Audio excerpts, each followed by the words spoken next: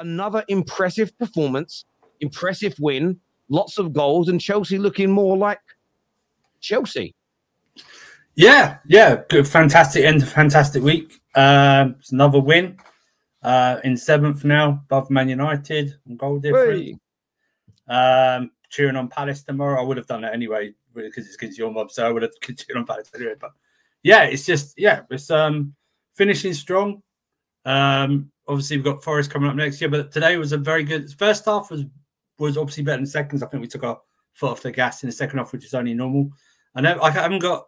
There's no one I can pull out that had a bad performance today. I thought everything was spot on, and I think that comes with more continuity in who he's picked, playing together, and also with the situation of the injuries before and not really using the subs bench that much. But that's all helped. But it was a fantastic performance. We got our 5 goals back that were lost against Arsenal, so that always helped. But yeah, everything looked good. Nico Jackson again looked very good.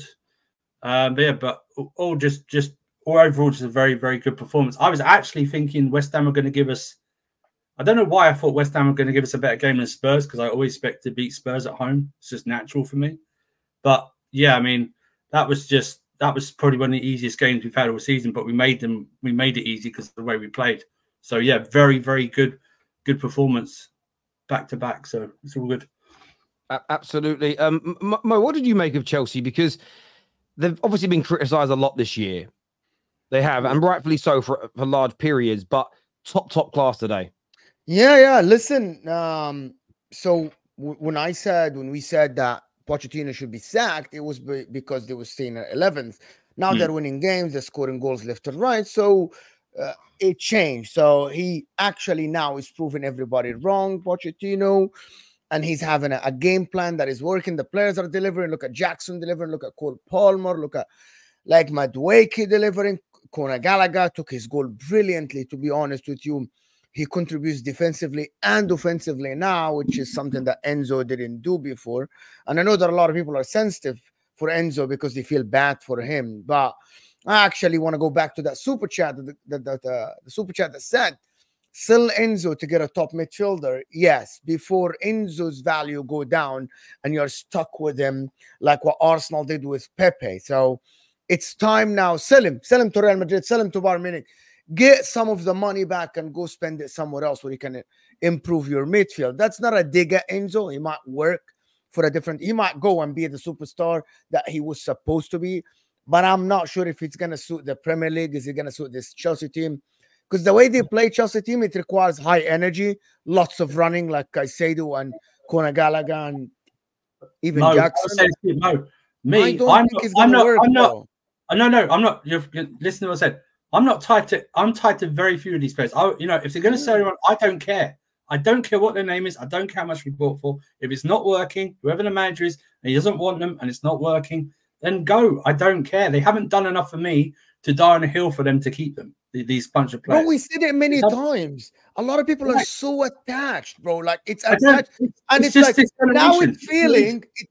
I have a feeling that some of the Chelsea fans and you guys, Chelsea fans, you guys are so sensitive that you really want to be right. You want to be right, like at the cost of the football club, at the cost of actually being credible. Like some people just want to fight. I am right. Enzo is a superstar. Enzo is one of the best midfielders. He can be. But I'm just going to say it now. Enzo is not as talented, right, for you to scrape everything and build around him to get the best out of him, right?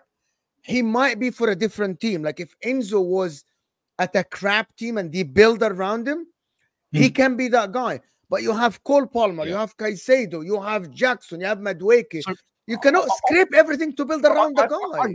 I understand that. I just want to bring it back to today's game and to some of today's players. I wanted to ask you about Noni Madueke, Mo, because we all know there's a lot of talent in there. Yes. But it's end product and consistency that is needed. Do you feel he's starting to show that? Yes, but however, are Chelsea fans going to be patient for a youth project? The difference between Madueke and Cole Palmer is that Cole Palmer, when he plays, he looks a little bit more mature, right? Madueke and Jackson, they look raw. Are you going to be patient enough for this guy to develop and be the guy in 2-3 years? I am not sure if Madueke will be. It depends where Chelsea want to be. Do you just want to be around top 4 next season? Do you want to be around 5th or 6th after the money you spend, or you want to go a little bit higher? If you that, I think Madueke is good enough. However, you still think the raw, like at the end, he was selfish. He was selfless in the goal. Yeah, and I don't want to get too far ahead of the game. I want to try and review the game as opposed the game itself. We'll get onto that a bit later, but he looked good. So to answer your question, he looked very good today.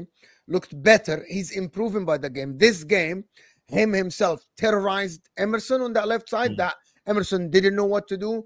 He made really good runs inside and outside of Emerson, which is something that I think this is Poch's instructions, and he delivered today. As a talent, as what Don said, him taking his man one-on-one, looked very good. I think he's a talented kid, has a very, very good left foot. And for today's game, I think Chelsea did what Poch told him, and it proved that, you score a lot of goals. He's also getting a run now. He's getting a run now. That was the problem in the past. He wasn't getting a run. He was getting a sub-appearance here and there, and that's what we've been saying is we don't know how good these players are if they're not given a run in the side. Now, he's been given a run because whatever has happened, he's taken advantage, and he's working well, and it's getting better and better. The problem is I don't want it now to if Poch stays in next season, depending if we buy another winger or something, suddenly drops off. He needs to play unless he's injured for the rest of the season. He needs to play all the game for the rest of the season. Like you said, there's no need to change any of the team barring injury because we only have league games to play. So it needs to build with the continuity. Whatever you think of Madueke, I personally wouldn't. I'd get rid of Madueke. I don't see any improvement like Madueke has. But even he's getting a run now, and he's doing okay sort of thing. But Madueke is definitely improving after that, that semi-final incident where he's laughing in the back of the pitch and everyone to blow that up out of proportion. But he's now linking up with Palmer, and you saw Palmer today. Everyone's goal was in the middle. Palmer was just allowed to go everywhere he wanted today in the pitch, and that's only right. He should be allowed to do that. He's the one player in this team that should be allowed to go in any position he wants to go into. I even saw him starting off attacks in defence today. He was just like that. That's the difference. And Madueke can improve, but you would need to improve other areas of the pitch as well, like getting a striker, like getting a left winger as well, or something like that, to help Madueke improve and get better. Yeah, and I think that's sensible. Like in terms of his performance today, I thought it was great, but he's still 22, and there's still going to be some inconsistencies in him. And me and Don had this conversation on Friday on the squad around what is Chelsea, like what is making it at Chelsea. And Don, I don't think I'm speaking out of turn here. Don sort of spoke about improving as a player, and sort of when you leave, people are sort of, oh, it's not good. Not good that you're leaving. I felt like that was a little vague. When I think of making it at Chelsea, I believe you are an integral player in a team, at the very least, that is good enough to win Premier League, good enough to win Champions Leagues, because you can't always get over the line. That for me is making it at a team. And if I think about wide players and attackers that have made it at Chelsea, I think of Ian Robbins as an example. You think of Eden Hazard as another, and Winter Surfer will probably name off a lot more than I can remember off the top of my head. Yeah, but that's standard. Now, I don't mean he has to be as good as Eden Hazard, or you should get rid of him, because Eden Hazard is tip top of the tree from a Chelsea perspective.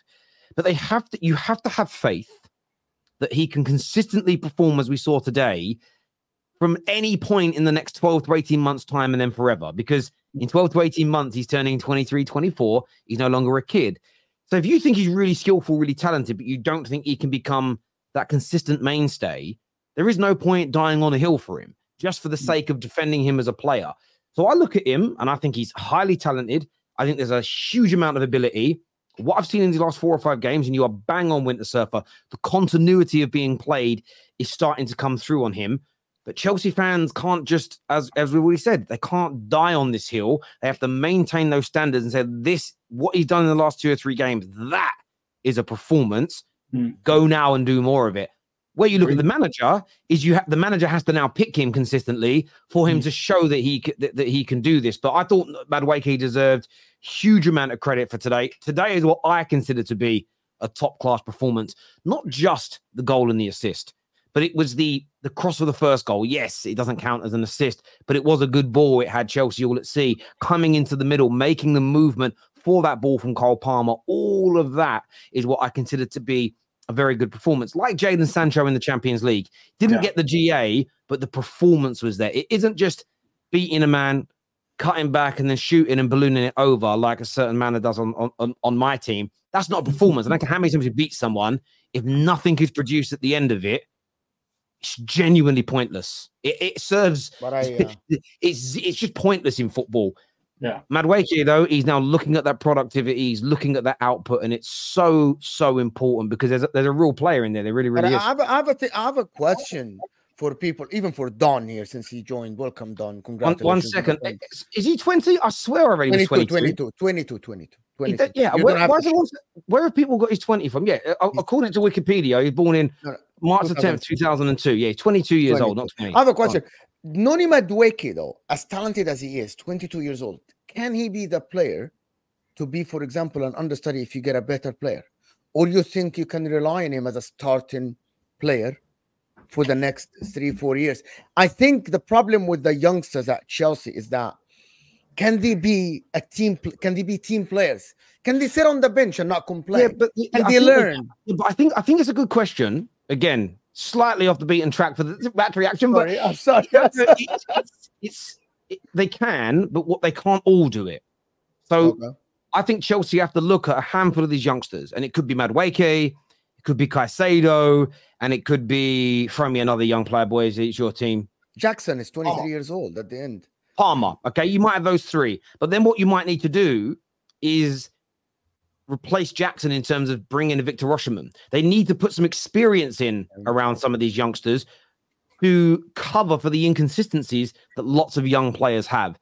That's why they've struggled a lot this year, because there's too many youngsters playing at the same time, and inconsistency is part of development, but they don't have that core, that spine of older, more experienced players to thrive from. And if you look at the two most famous youth projects of our lifetimes, Man United's class of 92 and the lads that came through at Barcelona in the mid-noughties, look at the experience that was surrounding those young players that were developing versus what Chelsea have tried to do. What Chelsea are trying to do is like Leeds United in the late 90s, early 2000s, try to kind of youth project, but they didn't have the quality core that other teams did. So you've got to get that balance right for me. Sorry, Winter Surfer.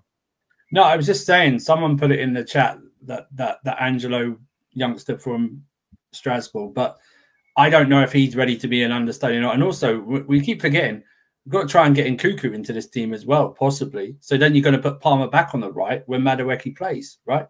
So is Madueke going to be happy about that in some games when he doesn't start, if Palmer starts on the right, because we're playing Nkunku in the middle? It's all about that's the manager's job. He's got to keep a healthy squad going forward. What helps, though, is getting into Europe, because then you have more games. It's getting further into cup competitions because you have more games. But it's up to Madueke. Once you're given the ball and the shirt, you can't drop him.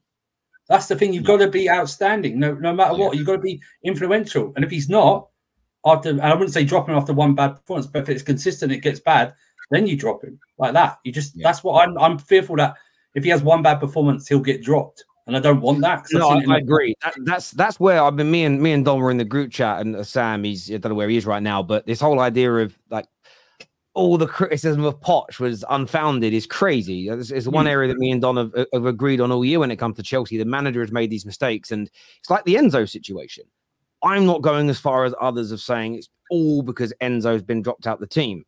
If Enzo was suddenly fit again tomorrow, if Poch put him straight back in the team and upset the balance, Poch deserves criticism for that, because you've got to promote meritocracy. And as Lee says here, impressed with Noni's defensive duties of late. And he's doing both, work at both ends. And it's so, because he isn't good enough yet